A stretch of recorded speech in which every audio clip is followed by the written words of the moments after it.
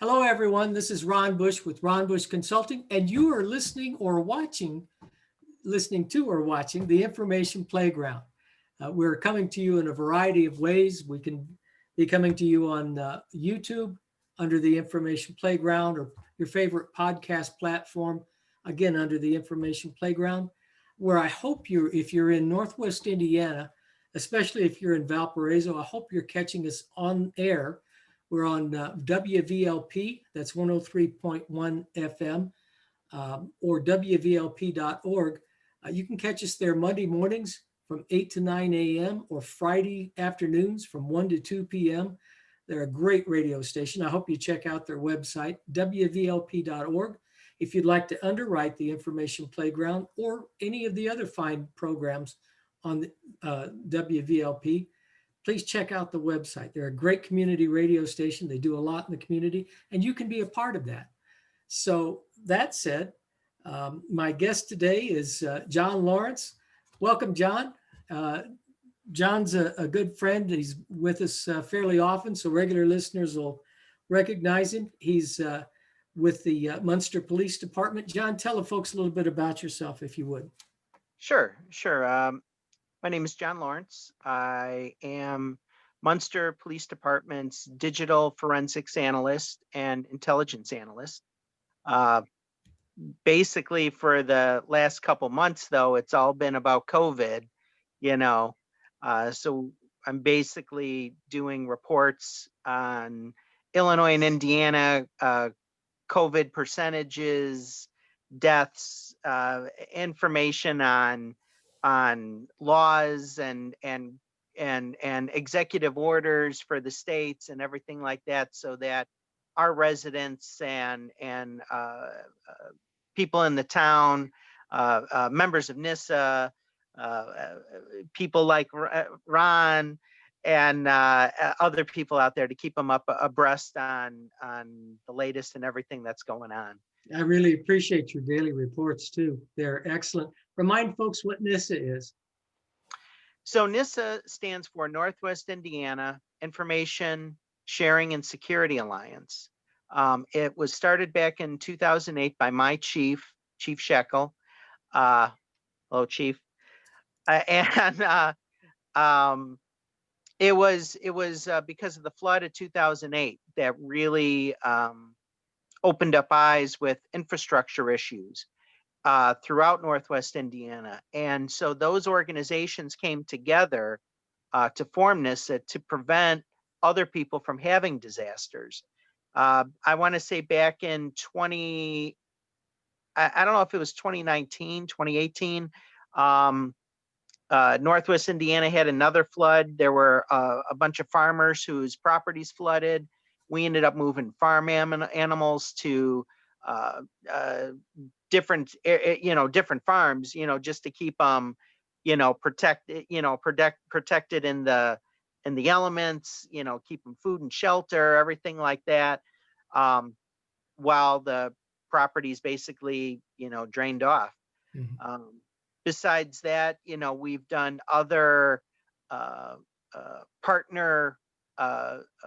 partnerships with different people in times of disaster, other flooding situations. We were able to get pumps from BP Amoco. We were able to assist with opioid crisis, everything like that, with anything that we can address in the area is basically what we've been doing. You guys have a website, and I don't usually think to ask you to give it out, but I'm sure folks might be interested in what you do. It's if you would give it to them. It's NISA.org. Currently, we haven't really been doing anything because of our COVID situation. We haven't had any meetings. We haven't had anything else other than my reports that I've been putting out. We're going to have news shortly about our building that's going up on Gary Airport. We are finalizing a lot of big information, and as soon as we are finalized on everything, we'll probably have some type of meeting or online meeting or something, to address it, but it's going to be a big announcement. Yeah. Well, I'm looking forward to that. I probably won't be able to make it back for that, but I know that during this coronavirus mess we've been dealing with for almost a year now, uh, Yeah. you guys have been instrumental in keeping things moving. Folks that had, respirators and all the different things that have been necessary. You've been able to coordinate all that through NISA. It's been a great blessing on the Yeah, community.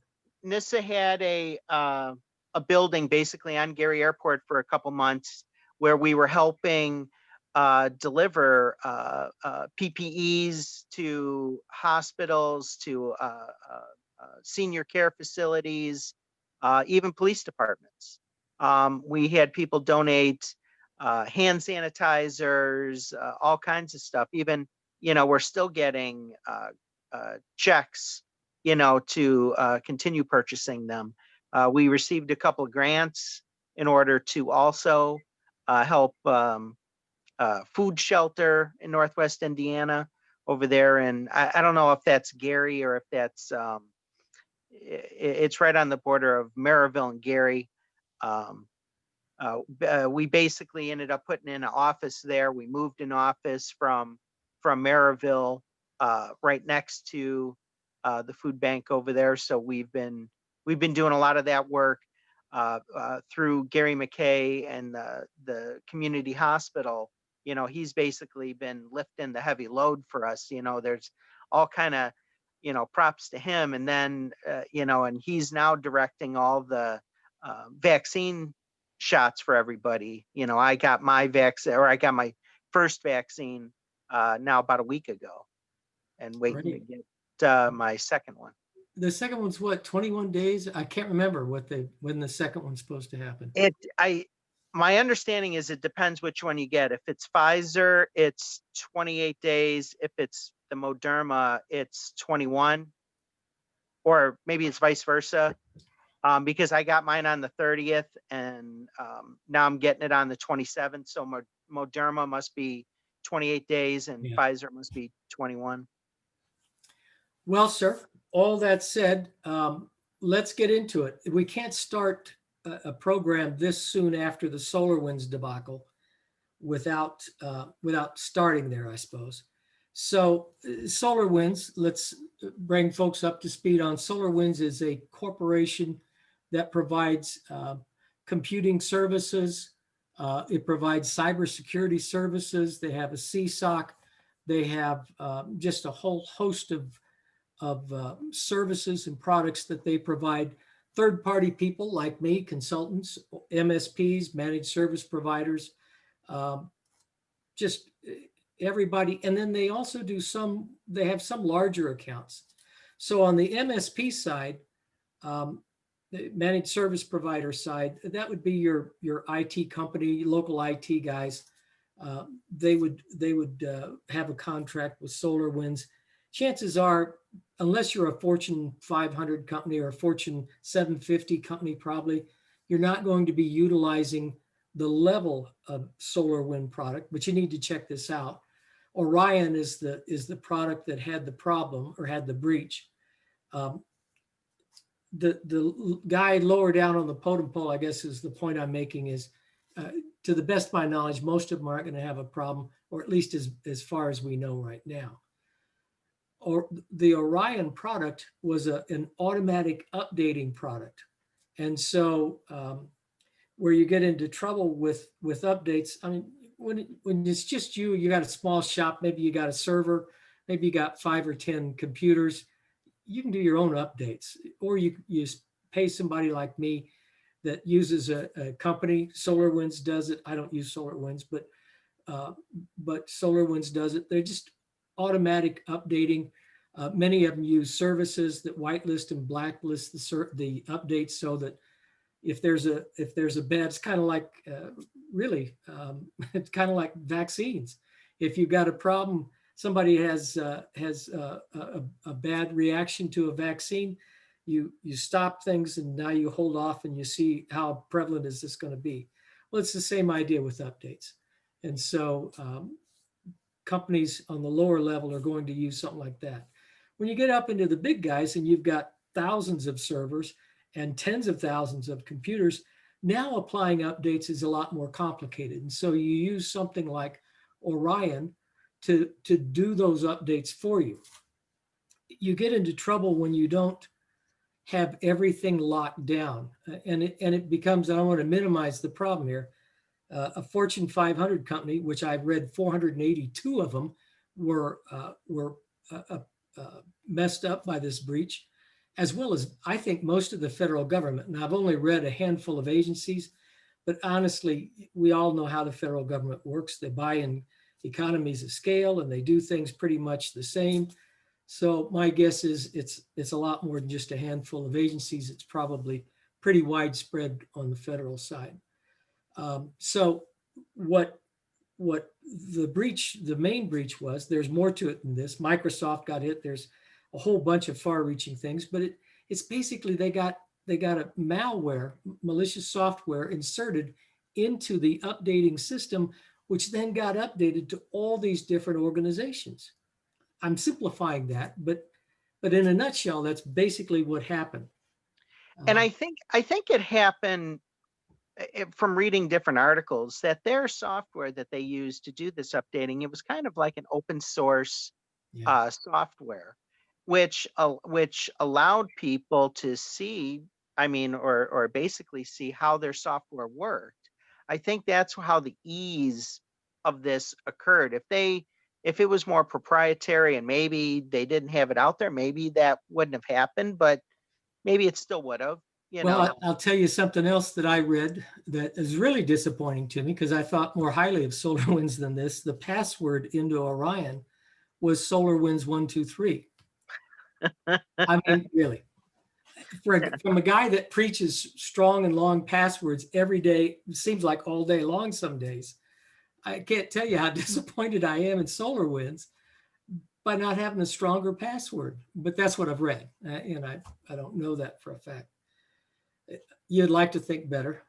You would like to think better. Yeah. That I didn't read that anywhere, but I guess at this point, nothing surprises me. Yeah. At the end of the day, no matter how good you are and no matter how big you are, in fact, sometimes the bigger, the harder it is to manage, at least in many respects, you're not hack proof. There isn't anybody that's hack proof. The NSA has proven that time and time again. And that's the cream of the crop. I've mentioned the NSA often because they are considered the best. They get hacked. So why would we think that anybody else isn't open to being hacked? Mueller had it right over a decade ago when he led the FBI, and he said there's only two types of businesses in America, those that have been hacked and those that will be hacked. I don't know how many are left that haven't been hacked at this point. At this point, the majority of businesses, I believe, have, and the majority of those businesses don't even know they've been hacked. Somebody, I read an article today, I can't remember if it was Kawasaki or it was another company. The hackers had been in there for a year, and they just happened to catch them by chance. They've been breached for a year, and that's not uncommon. A few years ago, it was Acer Manufacturing. They make computers. And of course, everyone in that year, I think it was 2015, 16. No different than Celebrate. Celebrate got hacked, and the people that hacked them basically didn't ask for a ransom or anything. They just published, the information that people had so that they could, I don't know, improve their software, other people's software, or catch up to Celebrate. I don't know, but that's what it looked like to me, that all that attack was just to release information. I'm sure there's a lot of hacks that are similar to that. Yeah. And some of it's just maliciousness. They just want to be mean or what have you. Sure. Other times it is money motivated. Sometimes maybe it's revenge motivated. I don't know what Celebrate does, so I don't know. It's a software used by government or anything like that in order to enter phones and stuff like that. Okay. But for malicious now, like Ticketmaster, where Ticketmaster got caught hacking a competitor, and they basically came out saying Ticketmaster had nothing to do with it except for these two guys. Uh-huh. But no, don't look here, don't look here. Yeah, nothing behind the curtain, right?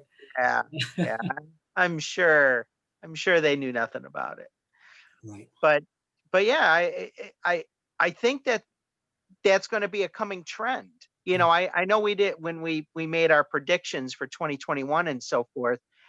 I'm sure this is going to be a trend that Yeah. companies that have a cyber team, you know, may hack back or may attack to get industry secrets or an edge or anything like that. I mean, that's why China's, you know, hacking companies that they're working with so Mhm. that they could get a competitive edge.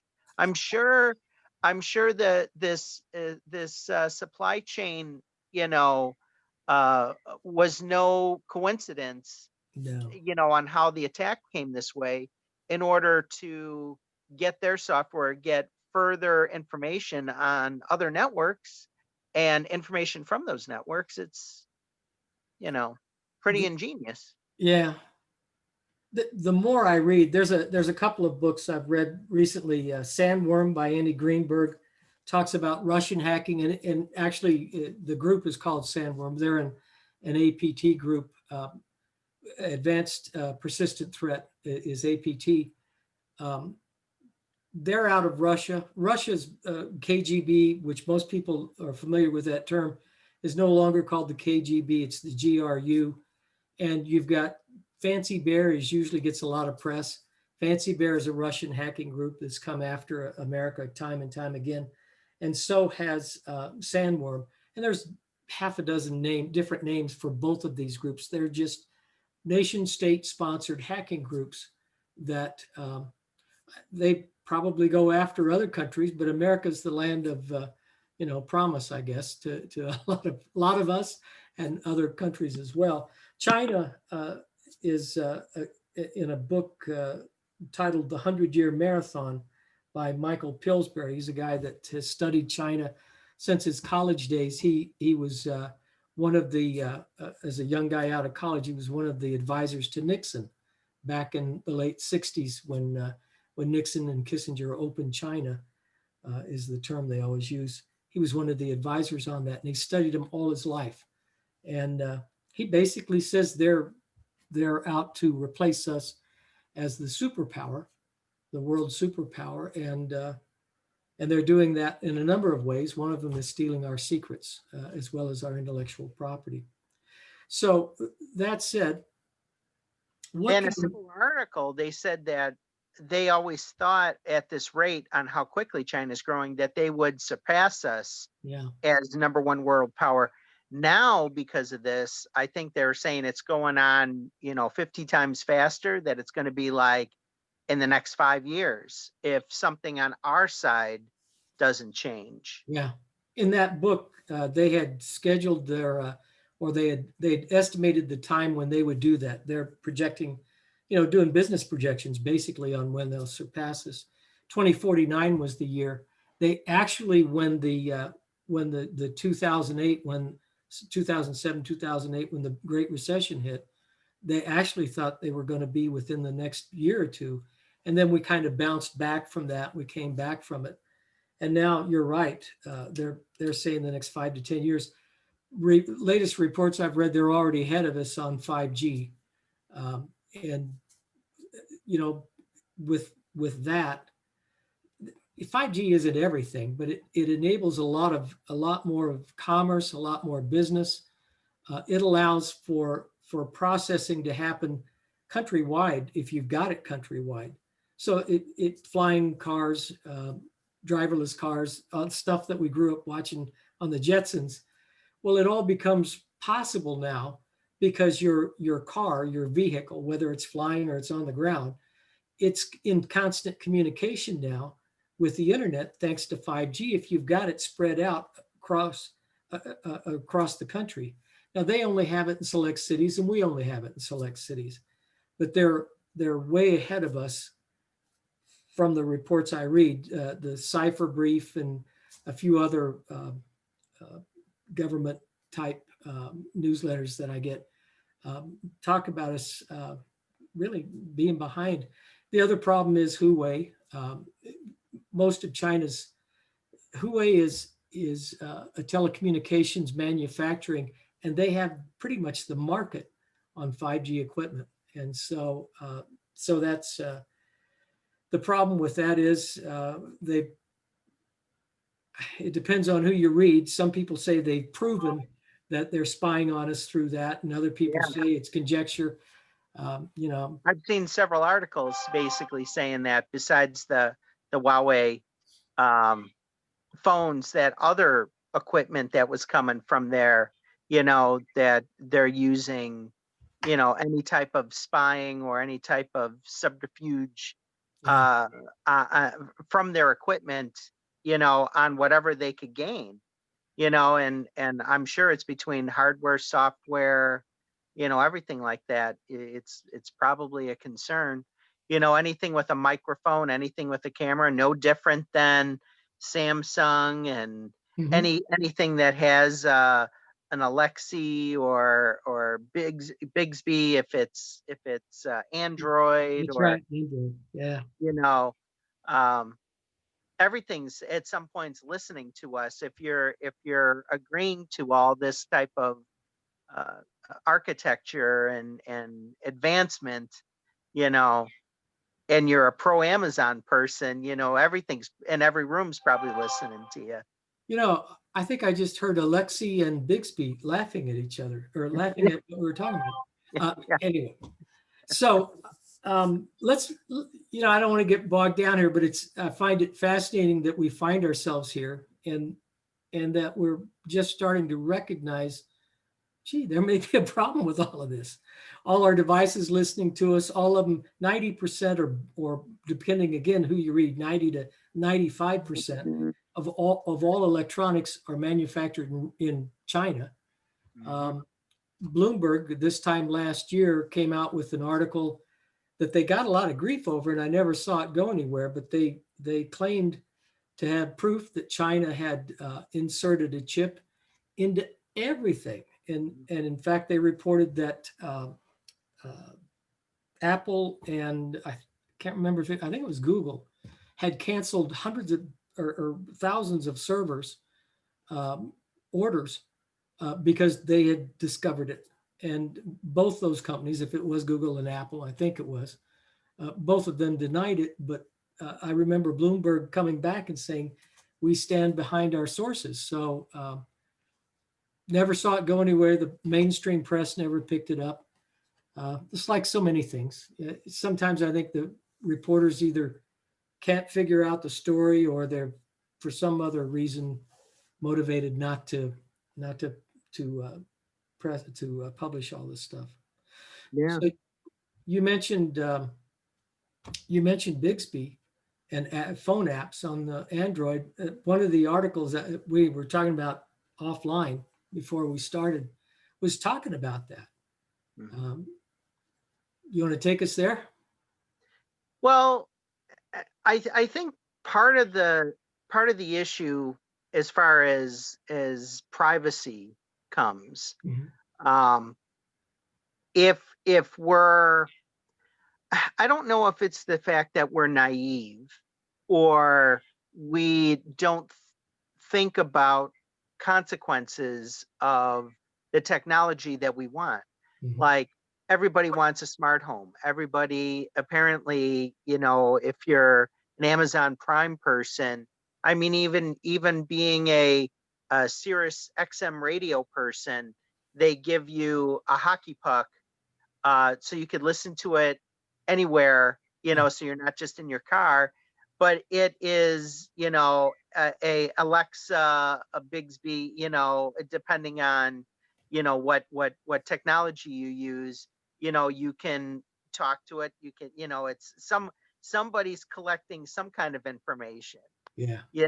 from it. And it's not just, Amazon, it's Google, it's not just China, it's, a lot of big companies.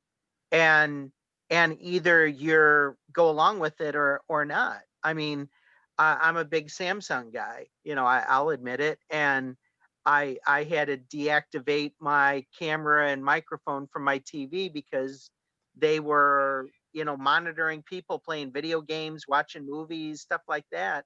Yeah. I have the smart fridge, it's got cameras. It could be taking cameras of my food, my kitchen, everything.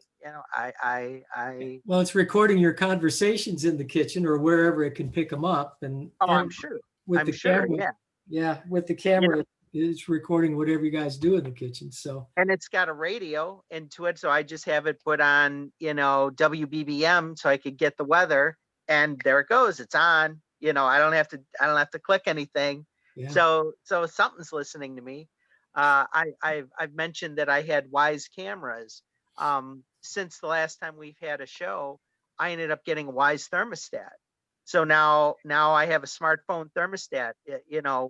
Both me and my girlfriend now could sit there competing against, what the temperature is going to be. That was my New Year's That could Eve. be an expensive battle. Yeah, yeah. Um, but again, it's got built-in technology, Yeah. to it that, I'm sure this small company isn't using it, but they could be maybe using the information down the road. No different than their cameras and everything like that. It's built on smartphone technology, as far as the software goes. Um, it's not going to end here. You No.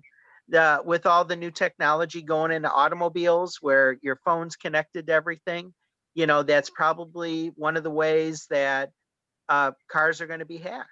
Yeah.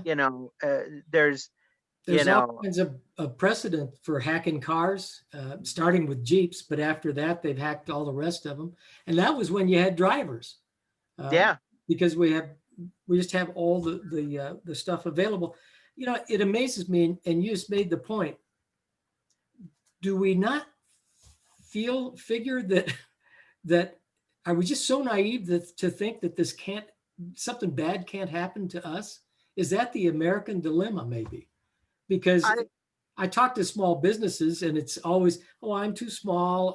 I don't have enough business. They're not going to hack me.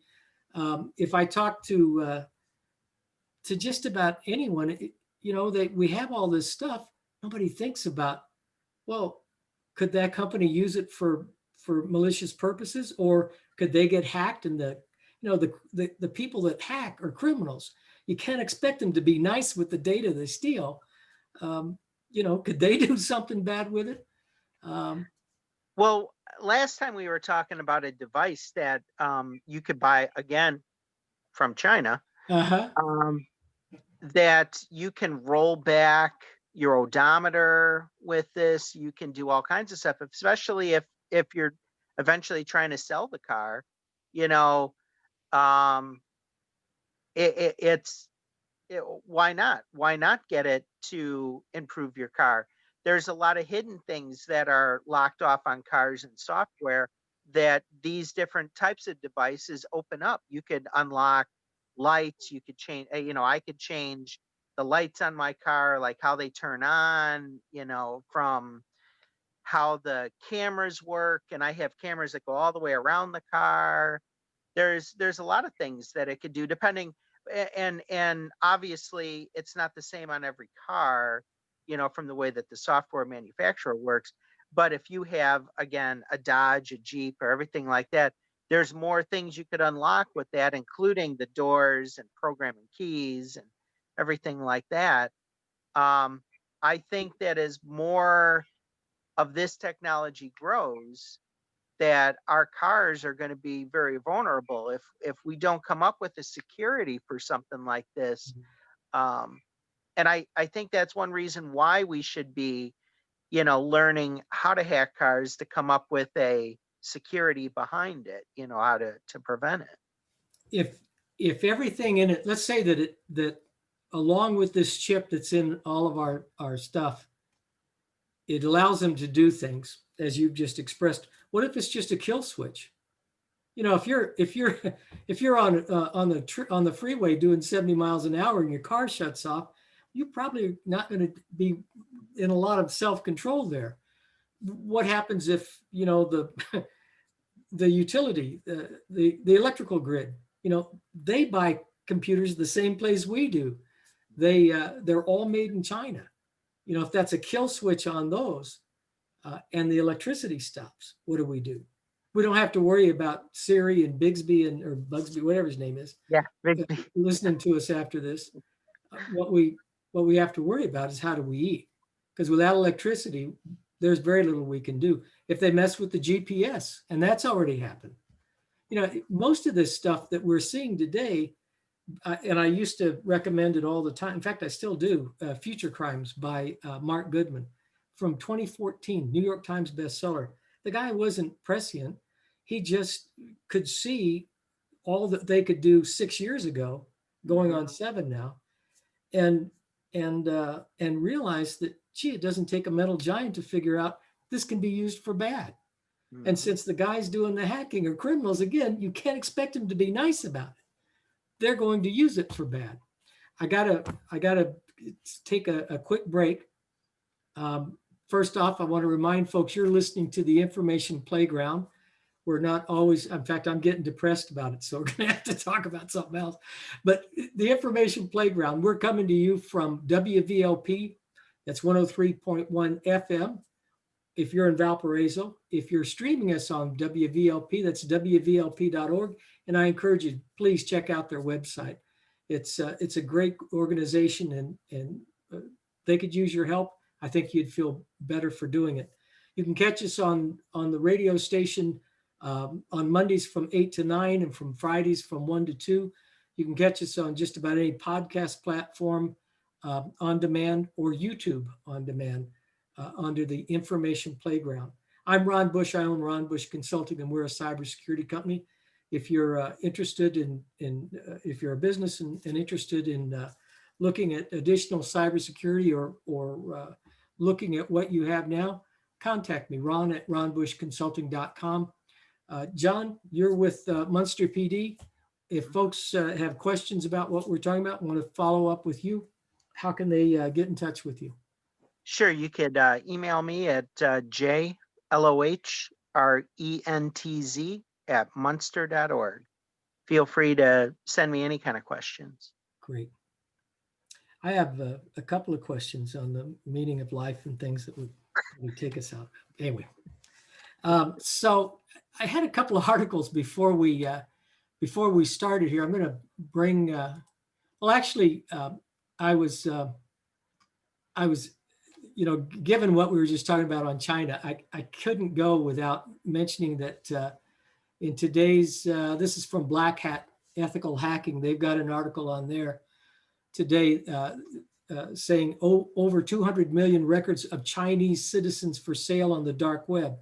So you see, hackers have no nationality sometimes. They hack China just like they hack the US and everyone else. The other thing that I'd shared with you, China's APT hackers, that's advanced persistent threat hackers, moved to ransomware attacks. I was a little, did you have a chance to look at this article? I did. I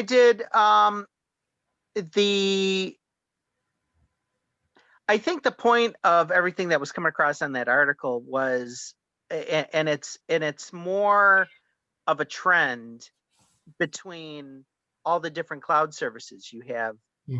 PayPal, you have Dropbox, you have, any type of web service where they're going to use different types of critical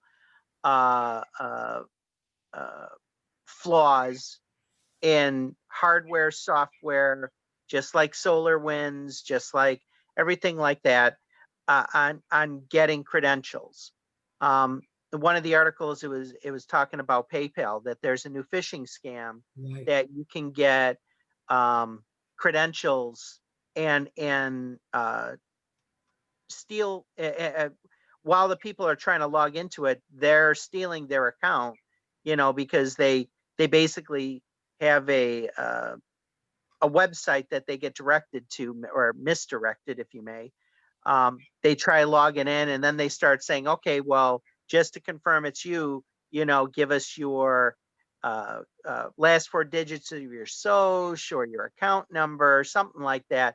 And Mhm. that's a common thing that you see through other websites if you're remaking your password or something like that. Well, as soon as they put that in, they just start taking money out of their account by saying, I don't know, it's something like it's locked down for whatever reason. Mhm. And to unlock it, let's begin this process. You know, That's for the benefit of our listeners and viewers, it's bleepingcomputer.com. It's an excellent website for news of this type. Um, it's an excellent article. They include graphics in one. It's a text now from PayPal, and it says we've permanently limited your account. Please click link below to verify. And so you click on the link. Uh, for folks that don't listen to us all the time or haven't caught us before, I hope I don't let a program go by without stressing if you didn't solicit it, if you didn't start the conversation, never click on any links, never click on any attachments. If someone is sending you something that you've asked for, that's different. But if this is out of the blue for you, it's probably false. So it might be good, but if it is, don't call the number on the screen. Don't click on the link. Look up however you got, in this case, PayPal. You probably did it online. Go to the contact information that you have, or look them up online and go there that way. Don't go to a link that somebody sent you out of the blue. So that's exactly what it is. You sign in with your email address or your mobile number and give them your password. You're not signing into PayPal. You're signing into the hacker's website, and now he's got all your data. And so now he can do everything with your money that you could do, only he'll take it all. yeah, yeah. And then a weird one that we've had a couple people from town come into us making police reports against a fraud like this was a WOW cable company that we had a few people whose accounts were, basically paying somebody's WOW account. That money was transferred, right from their account, and the bank will do nothing about it. As soon as the money's transferred out, they don't care where the money went or concerned about recovering that money. So I helped the person go through WOW, and they said that over the Christmas week, 10, 12 days, there were like several hundred accounts where money was taken out to pay a WOW account, a WOW internet cable account. So unless it's all going into one account, how or why are so many different people taking money from people who don't have a WOW account? Yeah. And then WOW isn't even checking to see the person of the bank account doesn't match the account for the house. And basically what WOW said was in 8 to 10 business days that they would be crediting, our townspeople the money that was taken out. Now, sure, it wasn't a lot of money, but maybe for some people it is, Yeah. if they're, kind of living paycheck by paycheck or maybe not working or whatever, Mhm. luckily that this person, is working and, it wasn't life threatening or anything like that, but it was still kind of a hassle. Yeah. One, how did they get their bank account number? Mhm. Two, my suggestion is change that bank account number, because if they used it once, why are they not going to use it again? That's right.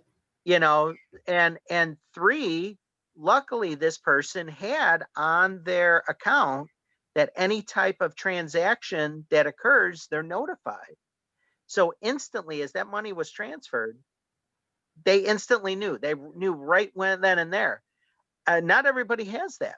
So you could go days, you know, or a company could go weeks, even maybe, if Mhm. they're not paying attention to whatever kind of transactions that are occurring on your account until maybe it's too late. Yeah. And at that point, it could be months later, and they're like, "Oh, well, why are you claiming it now?" I've heard that businesses, banks will usually work with individual consumers. If somebody's hacked your checking account, usually bank will work with you to replace it, unless it's a real sizable amount. Mhm. But I've heard that businesses don't have that luxury. That um, a bank will just create a new account, and I've gone through this myself. I mean, if you call the bank and you say there's suspicious activity on my account, I want a new account, they don't ask any questions. They just open up a new account, and I mean, it's a done deal. But as far as replacing money, nah, not so fast. I think because the numbers are bigger, and I think also because it's not. There may be some law that makes them responsible for consumers and not for businesses. But I think it's a lot of it's just press, just public impression. They And don't want the that's big true praise. about the public and business kind of things, or a private citizen and a business kind of thing, because we asked the bank when going through this case if they could um, basically notify the person before a transaction occurs, or during the transaction to approve it. Mhm. And for the average personal account, they won't do it. Hmm. And I don't know if it's because it's a free account, you got to pay for it. And the person was willing to pay for this extra service, but it wasn't offered. It's only offered as as being a business. You Wow. know, as far as the town goes, every time when our department or when the town, if they make a purchase or something like that, there's a confirmation that comes through, to make sure that someone's not trying to, you know, hack our accounts. Mhm. And it's, I don't know, it's kind of interesting the way that banks work. It's not that they're not against us, but it kind of feels that they're not as much for us as we'd like to think that they are. I'll you know never forget a presentation. A friend of mine was a senior vice president of a bank, and I asked him to speak to a group I was affiliated back. This a few years back, and the question came up about, why is it banks only want to give you money when you don't need it? When you need the money, they won't give it to you. It's an old adage. It's an old joke too. And his response was because banks aren't in the business of loaning money. Banks are in the business of making money. They take your money and they loan it out to others, or they buy Fed funds with it, or they do things to make money. They have no interest in loaning money to someone who really needs it because they may not get it back. They only Mhm. loan money in situations where they're 100% sure they're going to get the money back with interest. That's what they're in business to do. Oh, I never thought of it that way. I guess, makes sense. They're Yeah, banks. They're money people. So, yeah. And that kind of goes back into the PayPal thing. So the PayPal's phishing scam basically went around their, authentication tools, mhm. and basically gave access to these people's accounts information, and they were collecting it, and then basically, again, putting it out on the dark web, and selling it for, just like credit cards, for $1, $2, you know and the question is how many accounts did they get? Hundreds, thousands, hundreds of thousands? Yeah. And as long as there's a connection to the outside world, there's going to be needed some kind of security.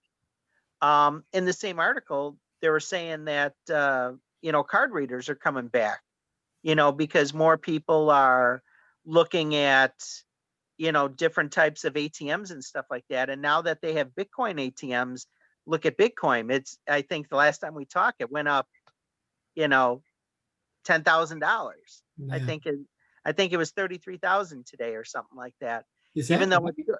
it's going up and down, but people are putting money into it because of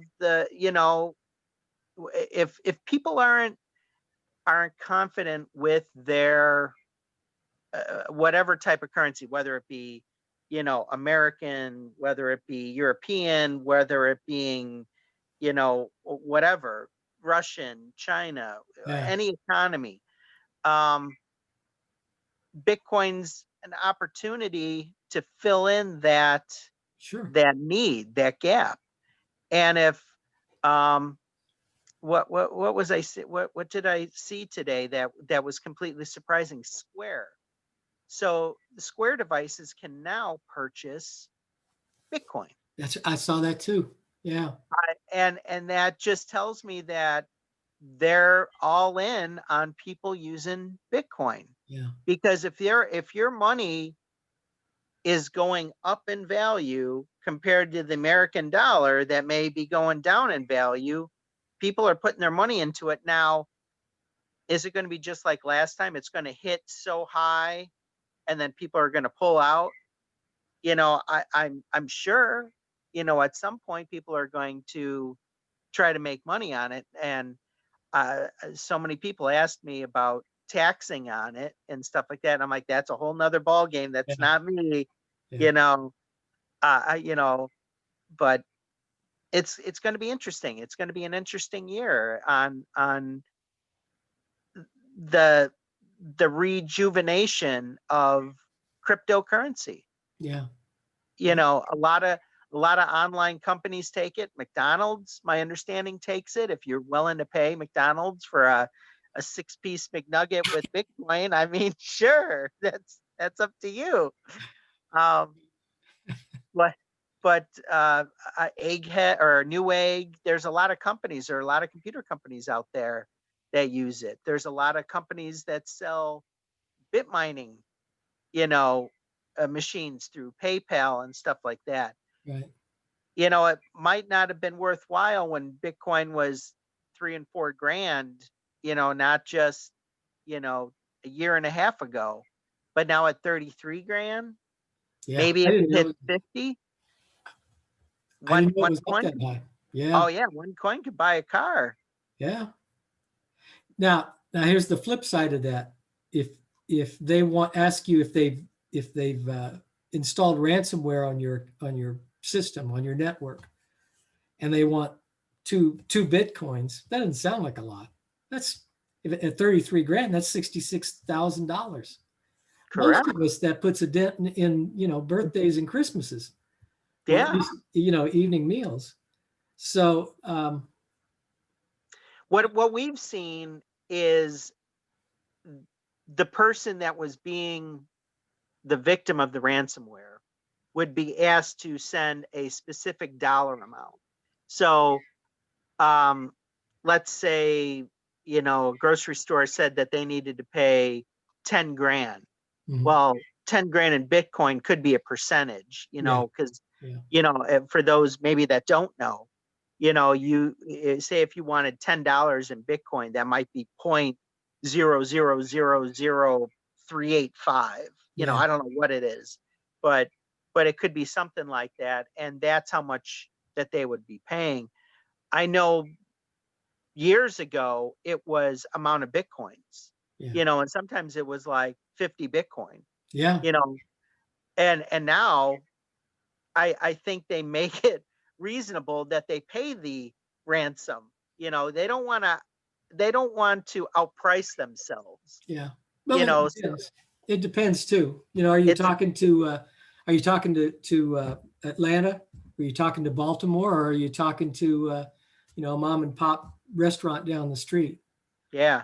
So you've touched on that. We don't have much left in time wise. So let's talk a little bit. I like ending on a positive note. I was trying to find one. Yeah, you get into cybersecurity, there's not too many blue skies or silver linings. It's just hard to find.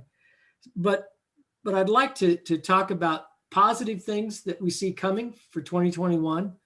And again, always good to throw out any suggestions on how to protect yourself. Well, I I said, think I, I think that a lot of the IoT things, which was a major concern, mhm, say 2 years ago, how it would affect, say, a smart home and everything like that, I think that you're seeing more uh, protection come in for that. Mhm. So it's it's giving some security to your home and everything like that. Now, is all IoT devices the same, or having the same protection? No, and I'm not trying to do the gloom and doom, but some of the companies are listening. The companies do understand, you know, if they're not protecting the user, what's the point, or why is someone going to want to buy into them? Mhm. You know, I again, I'm not an advocate. I'm not employed or anything like that by Wise. But their equipment's pretty secure. I'm very comfortable with it, and as little companies like this that are coming out, you're going to see more uh, development of security that's going to, I don't know, benefit us as consumers. Mhm. That I would say. Now, uh, automobiles, everything like that. Clearly, there's a gap in the protection. No different than any other different devices, and that's including networks. Our Solarwinds firewall. There's a lot of unknown problems now. Uh, Clearly, hardware needs updates, software needs updates. Uh, we have to understand as an engineer or maybe as a security professional how to connect those, to protect everybody. Um, I think one thing we should talk about next time might be companies that are building protections for IoT devices, because I don't know of any, but I do Yeah, know. that'll I be a do. short conversation. Well, it could be. It could be. But there's got to be some out there. There's got to be some security companies out there, just like there's security companies that help defend against ransomware and everything, between outside of like the big ones like FireEye and stuff like that. And all the articles that we were talking offline today and past couple weeks, there's a lot of security companies that were in those articles that I had no idea of, that I didn't get a chance to you know delve into to see how they're innovating the industry, Yeah. You because mentioned, that's what we're look that's what's needed for yeah, 2021. I agree wholeheartedly. I just haven't seen anyone step up to the task. You mentioned FireEye, which is one of the largest cybersecurity companies on the planet. They're one of the victims of that SolarWinds thing. Correct. So, Correct. So even the big boys on the block are not immune no. from this kind of attack. And maybe that needs to open up people's eyes, that they're always making fun of people saying, oh, who would have SolarWinds 123 as a password? Yeah. Well, clearly somebody, you know and that education goes a long way, and I know we mentioned it before that we're working with the state of Indiana on education and stuff like that. I think descriptions and stuff like that is a key tool for education. Maybe hopefully in 2 to 3 years, the program that we're working with, is going to help everybody in the state of Indiana to give more attention to security and how beneficial it is to you and how harmful it is not having it. Mhm. Yeah, I agree. Couldn't agree more. We're coming down to the last few minutes, so I want to encourage folks. There's certain things everybody, whether you're sitting at home, maybe you're retired, maybe you're looking for a job. There's several things you can do. Passwords, VPNs. A VPN, some of them are free. The most you're going to pay on a good one is $50, $60 per year. So you can do it on a monthly basis or you can do it annually. That will help you stay safe, keep your updates, all your patches up to date. So your software, your firmware. And again, if regardless of how big you are or how small you are as a company, all of these things help you. The other thing that I have to say is if you're at home, if you're not employed right now, there's an awful lot of folks out of work. The pandemic has hurt our country all the way around. Now's the time to go. If you're looking for a job, I can't think of a better career than cybersecurity. John and I both teach for Ivy Tech, and I've had Atso and Sikorsky and Rami Saleh. I always mess up his last name. That's not the right way to say it. I think Professor Rami, that makes it easier. I've had him on the program. The point is that you can, for a very small outlay of money, in some cases free, you can get enough credentials to walk into a business as a cybersecurity expert and get a job and start building your career, rebuilding your life after this awful experience that we've all gone through. There's always hope and there's always something you can do. As long as you're drawing a breath, there's always something you can do. So folks, take this as an encouragement. I know it's hard to talk about cybercrime without being doom and gloom, but it isn't all bad. And there are things you can do to protect yourself. John, folks can reach you. We're going to have to hurry here or they're going to cut us off. Absolutely. You can reach me at jlohrentz@munster.org, and feel free to reach out if you have questions about different companies, maybe to look at that may be hiring for cybersecurity. They say there's hundreds of thousands of jobs that go unfilled through cyber. And I know one reason is because there aren't people in the field. Yeah. They need more individuals, and working at different colleges, you can see that people are coming to learn, but it's a start. Yeah, definitely. I'm Ron at ronbushconsulting.com. Shoot me an email. John gave you his email. And if you have questions on the program, on the station, info@wvlp.org. Thanks for being with us. And I wish the best for you. It's a new year and it's a new chance to make a go of it. So all the best to everyone. John, as always, thanks for being with me. We'll always have a good time. Absolutely, my friend. Take care. Take care.